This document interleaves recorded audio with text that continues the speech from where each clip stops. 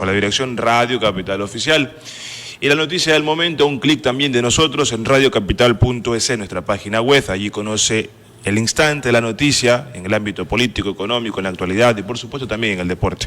Doctora Rocío, tenemos ya la presencia de nuestro siguiente invitado. Sí, ya tenemos el invitado de la mañana de hoy y se trata de el señor Gustavo Itch. Él es el representante de la empresa Global Report. Él es el director directamente y ya está con nosotros. Señor Itch, buenos días. Gracias por estar en los micrófonos de Radio Capital. Tengo entendido que usted ya tiene unas encuestas que ha realizado a nivel del país. Cuéntenos de qué se trata, qué fue la parte que encuestó, qué es lo más importante, qué es lo que usted resalta de esto. Buenos días, muchísimas gracias por la invitación. Un saludo a todos quienes nos están escuchando en esta importantísima radio. Bueno, en realidad las encuestas no las realizamos nosotros, las encuestas se realizan cada 2 o 3 meses a nivel de algunos países de la región por una empresa que tiene más de 30 años de experiencia en estudios de opinión pública, es una empresa radicada en Perú. Y, como digo, realiza estos estudios a nivel iberoamericano. Aquí en el Ecuador se han realizado algunos ya con absoluta seriedad y transparencia y sin el sesgo que suele caracterizar a otras firmas de investigación y de los cuales estamos bastante advertidos ya los ecuatorianos. Hay algunos datos importantes en relación a esto. Habían señalado desde la encuesta que se realizó a nivel nacional, salvo en la provincia de Galápagos, entre el 16 y el 19 de marzo. Ahí se había notado ya una curva descendente en relación a la aceptación o aprobación del presidente Daniel Noboa, y eso obviamente al ser investigado a profundidad estaba relacionado con algunos temas. Primero, el tema de la inseguridad y la aparente gestión que no había cumplido con sus propósitos por parte del gobierno nacional en el sentido de contrarrestar la incidencia de la delincuencia, del crimen organizado y de la inseguridad en el país. El segundo tema de mayor importancia era precisamente el conectado con el desempleo, con el subempleo y con la desatención del frente social en su conjunto.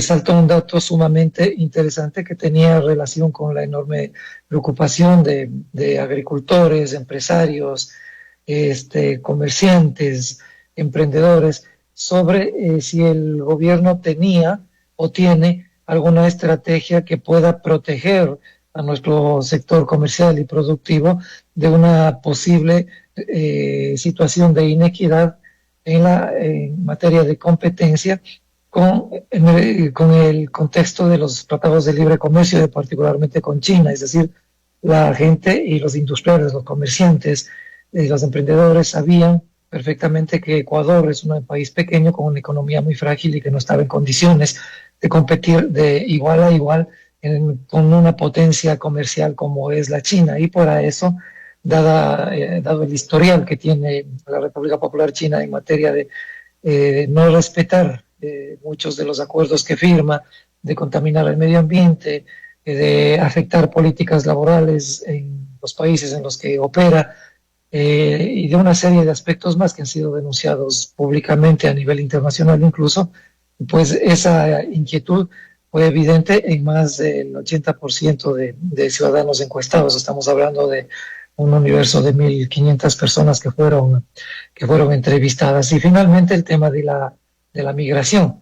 Es un país que está soportando una nueva oleada migratoria comparable solamente a lo que ocurrió luego de la crisis bancaria.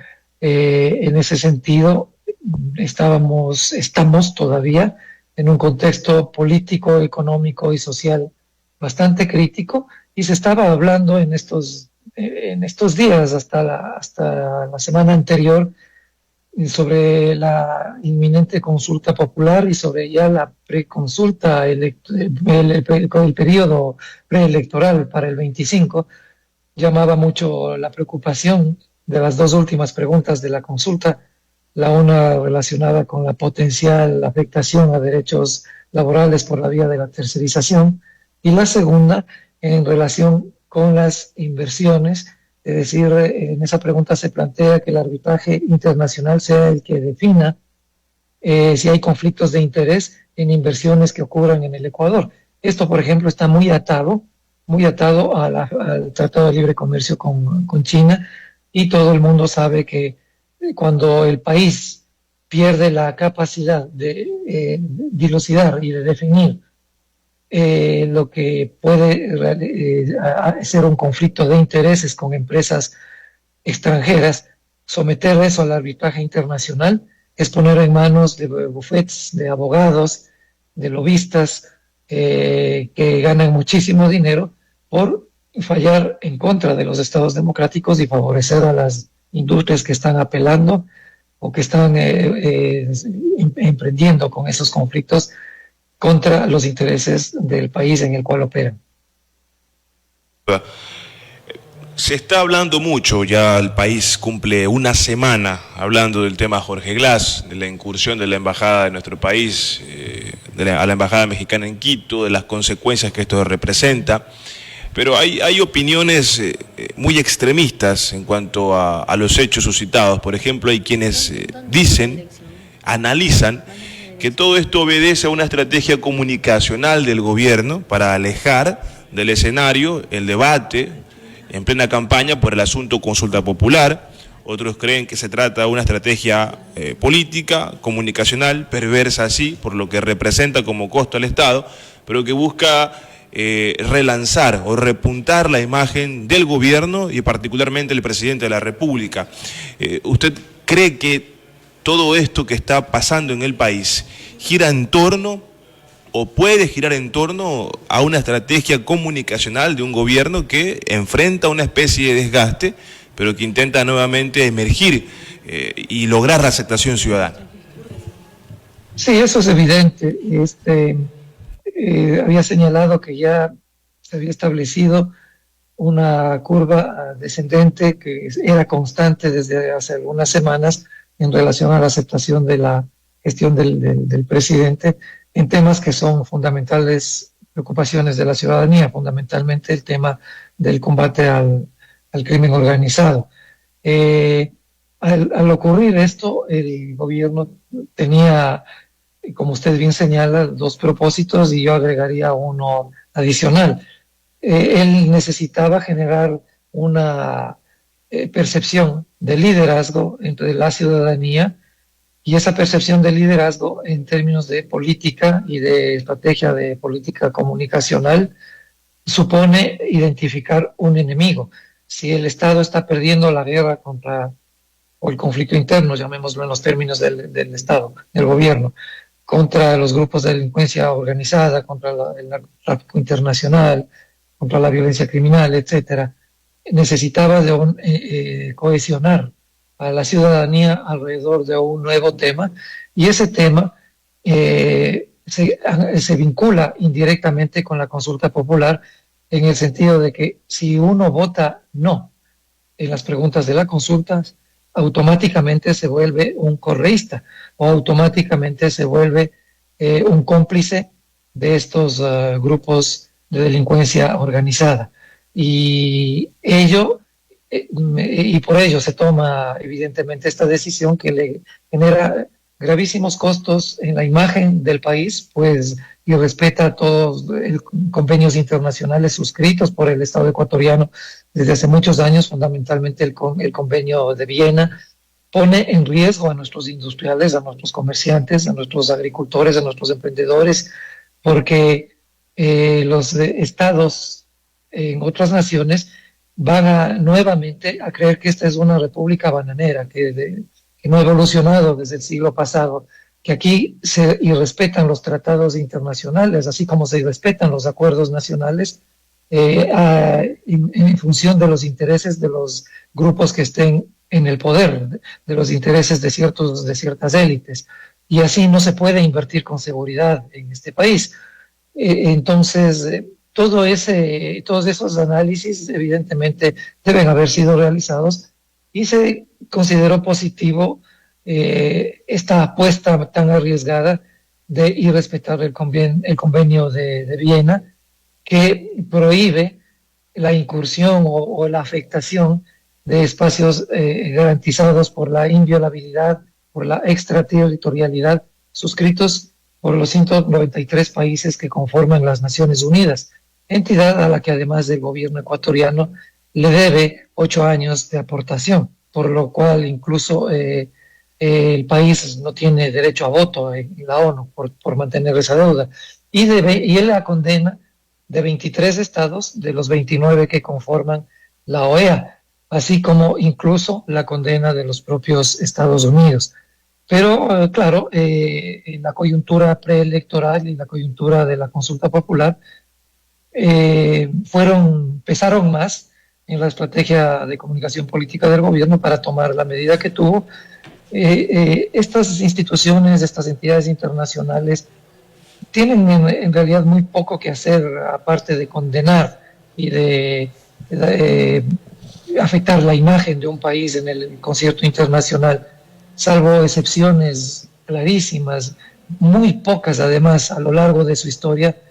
Lo máximo que pueden hacer es excluir a los estados que forman parte de ellas si es que el cometimiento de alguna infracción así lo amerita, y por eso siempre hacen llamados a que los estados en conflicto se pongan rápidamente de acuerdo. En el caso de la ONU, recuerdo que le expulsaron a Taiwán y ese asiento fue ocupado por la China Popular. En el caso de la OEA fue expulsada Cuba. Cuba no tuvo y no ha tenido la intención de regresar a la OEA.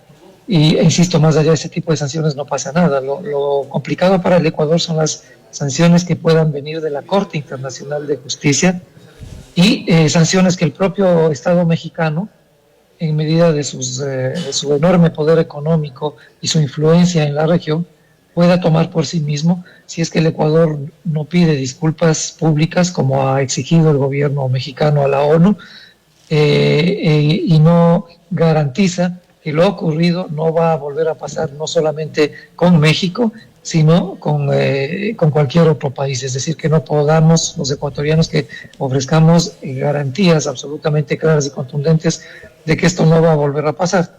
Al igual, así pasó cuando Colombia invadió Angostura, bombardeó Angostura en territorio ecuatoriano, y el Ecuador exigió disculpas públicas del gobierno de ese entonces presidido por Álvaro Uribe, y le exigió la ONU garantías de que esto no va a volver a pasar en ningún otro momento y contra ningún otro estado. Se dieron la mano y aquí no pasó nada.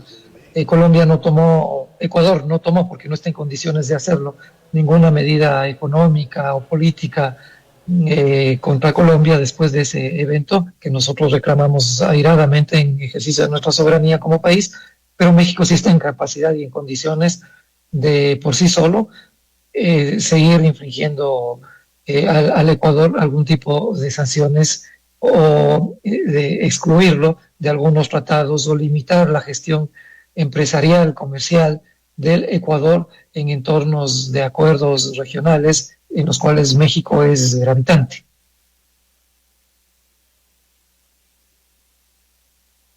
Hablaba de lo preocupante que puede ser las sanciones que nos ponga la Corte Internacional de Justicia. ¿Qué conoce usted? ¿Cuáles pueden ser las sanciones para nuestro país? ¿Cercarlo tal vez de las relaciones comerciales con otros estados, o eso es una cuestión independiente de cada país en el mundo? No, las sanciones pueden ser muy diversas, pueden variar desde lo económico hasta lo político, es decir, pueden obligar al Ecuador a que indemnice de alguna manera al país que ha puesto la demanda.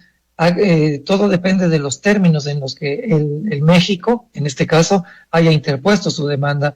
Hasta el momento, y eso no quiere decir que México no va a poder hacer otras cosas, hasta el momento México ha pedido que el Ecuador se disculpe políticamente, que sea excluido de la ONU y que no pueda participar en ninguno de los espacios en los que se debate y se toman decisiones importantes. No olvidemos que Ecuador tiene un representante permanente en el Consejo de Seguridad de las Naciones Unidas, incluso el día 2 de abril, utilizando y apelando al convenio de Viena, había condenado la el ataque armado de Israel a Irán en el consulado de Damasco. Es decir, aquí en ese entonces, el 2 de abril, estábamos a favor de la Convención de Viena, pero haciendo cálculos electorales domésticos, cambiamos de opinión. Entonces, México puede incluir otras peticiones en la demanda, todo depende cómo el Ecuador empiece a defenderse en la Corte Internacional. Esos temas pueden durar muchísimo tiempo, años inclusive, en resolverse, a menos que los dos países se pongan de acuerdo mediante una gestión diplomática adecuada y pueda resolverse de una manera un poco más rápida. Una consulta, a ver, este gobierno enfrenta muchas tareas que resolver producto de sus propios errores. Primero, reconstruir una imagen internacional, porque hoy en día, ante el mundo, somos una imagen bastante cuestionable por el irrespeto a la política, a los tratados internacionales, porque seguramente las embajadas que están en suelo ecuatoriano deben vivir en la zozobra, la incertidumbre, por lo que pueda pasar ante la reacción de un presidente. Hay que reconstruir toda una imagen estatal frente al mundo. Casa adentro tenemos ministros de Estado con una imagen bastante debilitada, pero que siguen estando enfrente de la gestión del gobierno. Un secretario de Comunicación, que usted conoce muy bien las funciones de esta cartera de Estado, que entra en contradicción en muchos casos con lo que dice el presidente de la República. Yo le pregunto, usted que conoce la función como secretario de Comunicación de un gobierno, ¿qué puede hacer este gobierno de Daniel Noboa para reconstruir nuevamente su imagen de gobierno? ¿Volver a hechos como los de la embajada para que empecemos a discutir nuevos escenarios y olvidarnos de lo que verdaderamente importa en el país? ¿Se puede llegar a tal nivel de perversión dentro de una Secretaría de Comunicación? Yo creo que no. Cuando la Secretaría de Comunicación de un gobierno se transforma en una oficina de relaciones públicas de ese gobierno, está equivocando su rol, y los funcionarios que la encabezan deberían presentar su renuncia si tuvieran ética y si tuvieran un compromiso, no con el gobierno, sino con el país. Al mismo nivel de que un gobierno que no cumple con las expectativas de los ciudadanos, que traiciona sus promesas de campaña al público, al ciudadano, al elector, al que se dirigió, debería hacer exactamente lo mismo y no seguir manejándose por una senda incorrecta. Este es un gobierno de transición, no debemos olvidarlo. Año y medio le tocaba gobernar. Ganó las elecciones prometiendo varias cosas que luego han sido absolutamente incumplidas.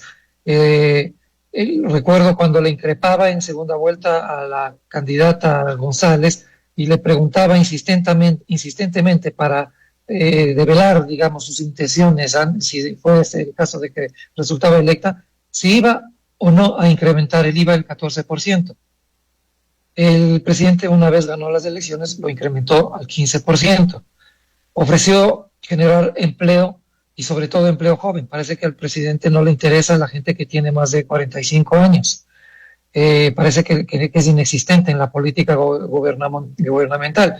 Y salió con una noticia de que ha generado 60,000 empleos aproximadamente en el país.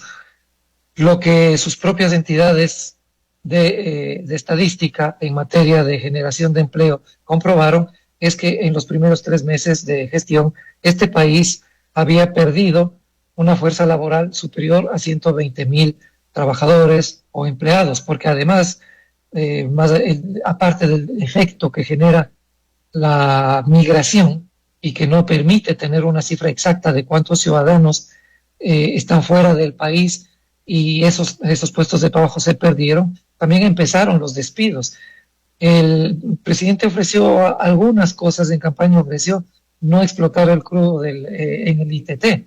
Una vez ganó las elecciones, lo primero que hizo fue extender la explotación del ITT, al menos dijo, por lo pronto, 1 año más, y una serie de circunstancias de esa naturaleza. Entonces, lo que además vemos en relación a la principal preocupación de los ecuatorianos, el combate a la ciudadanía, que es lo que le proporcionó una percepción muy fuerte de liderazgo y de aceptación, pues en términos concretos no ha pasado. Se han detenido más de 10,000 personas. De esas 10,000 personas, ni 600 son procesadas por el caso de terrorismo, por el tema del terrorismo, sobre el cual se decretó el 111, que permitió la movilización de las Fuerzas Armadas. En un primer momento, la movilización de las Fuerzas Armadas en apoyo a la Policía Nacional generó esa burbuja de aceptación y de gran credibilidad del régimen, y de que finalmente en el país ya teníamos un nuevo líder. Pero después de lo ocurrido en el feriado de Semana Santa, se hace una investigación y se conoce que en realidad la violencia nunca se detuvo. Las extorsiones se incrementaron en el 376%, se cuadruplicaron aproximadamente los asaltos en las calles, se produjeron algunas masacres, se ubicaron explosivos en algunos estadios de fútbol. En fin, en términos concretos, la narrativa del gobierno a través de la comunicación es una narrativa maniquea, es una narrativa que está enviando señales muy negativas al entorno internacional, porque miren ustedes, en este mismo momento hay asilados venezolanos en la Embajada de Argentina. ¿Qué tal que el gobierno de Maduro, viendo que no pasa nada con Ecuador, que solamente le condenan y no hay ninguna otra sanción, se anima a desalojar a los asilados en la Embajada Argentina de su propio país? Y otros países pueden hacer exactamente lo mismo. Y a nivel interno está haciendo algo que es muy, muy perverso, que es volver a dividir a los ecuatorianos entre correístas, que son los corruptos, contra los anticorreístas, que no son corruptos. Y hemos visto que en este país hay muchísima gente del correísmo que no es corrupta y muchísima gente que sin ser correísta sí lo es. Así que ese discurso manqueo, ese discurso mentiroso, ese discurso que falsea la verdad, lo que ha logrado es consolidar la imagen de liderazgo en función de de una narrativa que es muy condenable, porque los ecuatorianos lo que necesitamos es unirnos y apoyar a un gobierno y a una asamblea y a una justicia y a unas Fuerzas Armadas que realmente atiendan los principales problemas que estamos enfrentando todos los ciudadanos y les den una salida, y que proteja a sus empresarios, que proteja la libertad de expresión, que proteja a los industriales, que proteja a los comerciantes, a los agricultores, a los que han perdido sus trabajos, que proteja al Instituto Ecuatoriano de Seguridad Social, que no haga lo que está tratando de hacer en el sentido de incrementar las aportaciones de los afiliados al seguro, de incrementar el tiempo de aportación y reducir la cantidad de dinero que el jubilado va a poder lograr luego de tanto esfuerzo. Toda esa discusión que es tan importante y que invita al presidente, que invita a la Asamblea a gestionar un manejo, una gestión en función de los intereses nacionales y no de las élites y de los intereses que representan, se ha perdido totalmente a raíz de este conflicto producido, creo yo, de manera estratégica, de manera pensada, y que es muy negativo para toda la nación. Es decir, está anclado además a la reelección. Tenemos un presidente que ha sido no solo presidente, sino candidato. Así lo manifestó en noviembre del año anterior en Washington. Condicionó el ejercicio exitoso de su gestión a ser reelecto en el 2025, de manera que todas las medidas que toma, que está adoptando, y toda la gestión que se está haciendo es una gestión de comunicación. Como usted bien señalaba, ni siquiera revisa el personal de su gabinete y pone en ministerios que son hipersensibles, como el de gobierno, como el del interior, que permanecen todavía en manos de una sola persona en lugar de haber sido separados como manda la Constitución, para que uno se haga cargo de la política y el otro se haga cargo del combate a la inseguridad, o como lo que ocurre con el Ministerio de Ambiente, que es vergonzoso, y no digamos también de la política internacional, que ha dejado mucho que desear, si es que lo miramos con absoluta objetividad. Ahí no hay recambio, ahí no pasa nada, ahí hay mucha indolencia con lo que está atravesando el país, y lamentablemente muchísimas personas se dejan llevar por esa narrativa tan, como usted mismo lo calificó, una narrativa tan perversa. Bien, agradecerle, licenciado, la deferencia de conversar con nosotros. Es importante conocer el punto de vista desde alguien que conoce casa adentro cómo se pueden mejorar las cosas y lo que representa